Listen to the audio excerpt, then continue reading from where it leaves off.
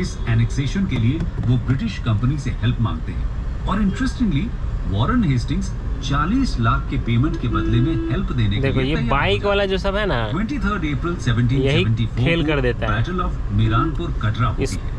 इसका है कि भाई हम कहीं भी घुस सकते हैं बाइक ले लिए तो। हाफिज रहमत खान एक की लाइन लीडरशिप में पतला रोहिल्लास लाइन को तो हरा ड्रॉ दिया। कर ही देना चाहिए था। बैटल में हाफिज रहमत खान की मृत्यु हो जाती है और रोहिल्लास लॉर्ड डोंग के माउंटेन्स की तरफ भाग जाते हैं। इस तरह रोहिलखंड अवध को मिल जाता है और फिर रोहिला वॉर का एंड हो जाता है। वॉरेन हेस्टिंग्स और कंपनी की हेल्प के बिना ये पॉसिबल नहीं था।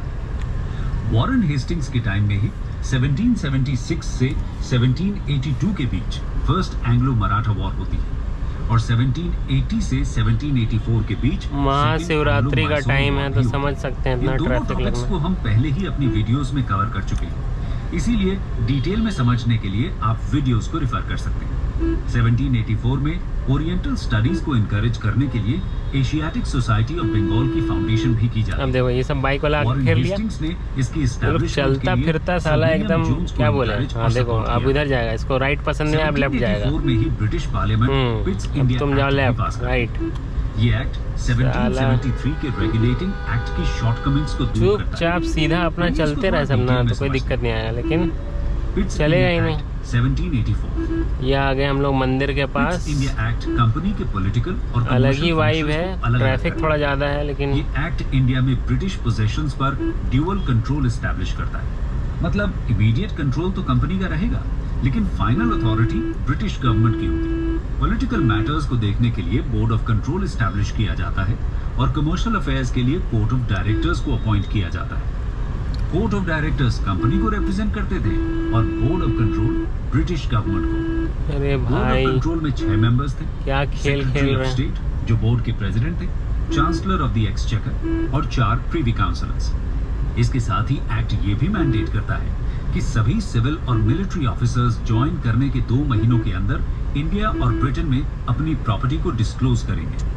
गवर्नर जनरल्स काउंसिल की स्ट्रेंथ को रिड्यूस कर दिया पढ़ा नहीं जाएगा इतना ट्रैफिक। 4 मेंबर्स से थोड़ा बंद किया जाएगा बना दिया जाता है। चलो पहले 4 मेंबर्स की वजह से गवर्नर जनरल को अपने अकॉर्डिंग लेने में काफी समस्या होती थी। ये देखो महाशिवरात्रि का भीड़ भाई। यही ये मंदिर है, यहाँ पे पूजा होता है।